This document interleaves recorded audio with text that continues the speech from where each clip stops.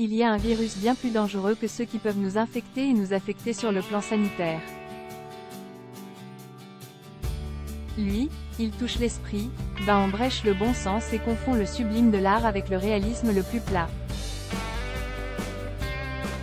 La ministre de la Culture Rima Abdul Malak a la parole rare et après avoir concédé une fois à la dénonciation obligatoire du RN qui serait forcément un ramassis d'incultes, a, dans ses vœux du 16 janvier, souligné sa volonté de préserver le modèle français et donc de lutter contre les assignations identitaires et la cancel culture. Incidemment, j'espère que son projet à plus d'un titre souhaitable pourra s'articuler correctement avec les velléités du ministre de l'Éducation nationale, plus mou sur ses principes et ses interdits. Une dérive grave nous vient des États-Unis, qui semblent de plus en plus oublier le rôle symbolique de l'art et son caractère universel. Faute de quoi il tomberait dans un communautarisme constituant une régression absolue.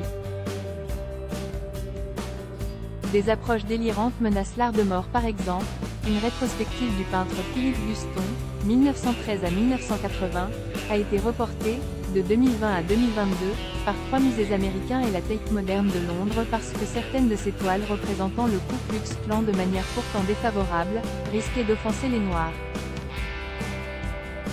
Au fond, Guston n'avait pas le droit de se mêler d'une lutte qui ne devait concerner que la communauté de couleur. Une telle approche est délirante, qui enfermerait la morale et les révoltes et stigmatisations qu'elle prescrit dans le précaré d'un camp exclusivement racial.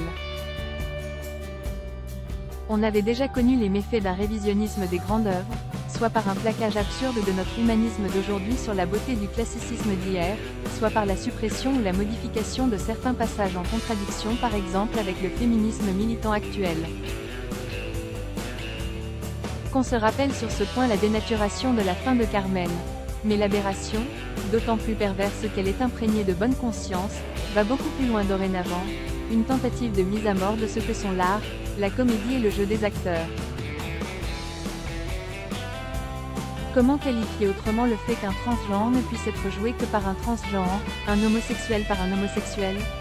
Le contraire constituerait une marque d'irrespect à l'égard du genre du personnage.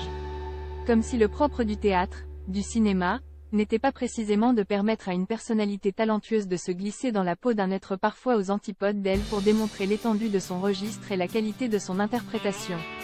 Il n'est pas question de restreindre la liberté d'interpréter tel ou tel rôle, a déclaré la ministre.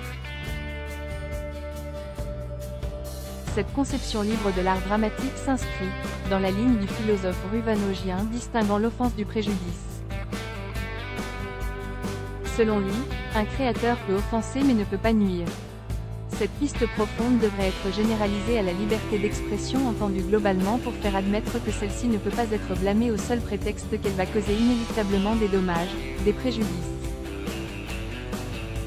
En effet, ce serait la réduire trop puisque penser vraiment ne peut pas engendrer que de la douceur chez ceux qui lisent ou écoutent. En ce sens, je suis en désaccord avec ce qu'énonce la philosophe Carole Talon-Hugon pour qui la liberté d'expression a des limites fixées par la loi, et le caractère fictionnel ne change rien à l'affaire. Alors qu'au contraire il peut tout changer sauf à considérer que la fiction est vouée à n'être qu'un champ de roses. Tom Hanks regrette d'avoir tourné dans Philadelphia.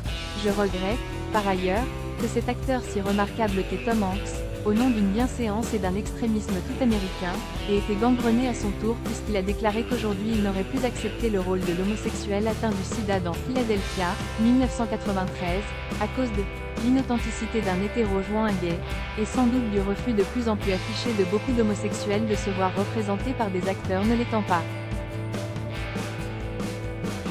Cette évolution est catastrophique qui vise à abolir la distance entre ce qui est et ce qui est joué et, étouffant la fiction sous un réel sans horizon, réduit le spectacle à une copie conforme de ce qu'il est convenu d'appeler la vraie vie, sans la magie de l'art qui la rend encore plus vraie que nature. Imaginons, si on continuait à suivre cette pente suicidaire, ce que pourraient devenir les spectacles, l'art, la littérature et la culture de demain. Non plus une transfiguration, une recomposition, un approfondissement du réel, le droit à l'imagination et au second degré, le génie de quelques-uns de savoir sublimer ceux qu'ils ne sont pas, le bonheur ou la douleur bienheureuse de la représentation d'un monde à la fois si lointain mais si proche, non plus de la magie, non plus de la poésie dans toutes ses facettes mais de la la pire qui soit, celle qui plagie le réel et, trop vertueux, meurt sous lui.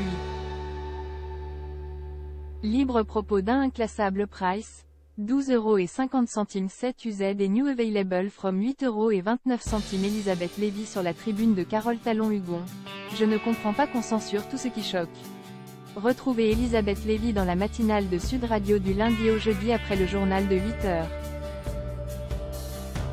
À lire aussi. Du même auteur abonné Tom Hanks, comédien déconstruit abonné Elvis, Le roi est mort, vive King. Rue Vanogien, le dernier combat du philosophe.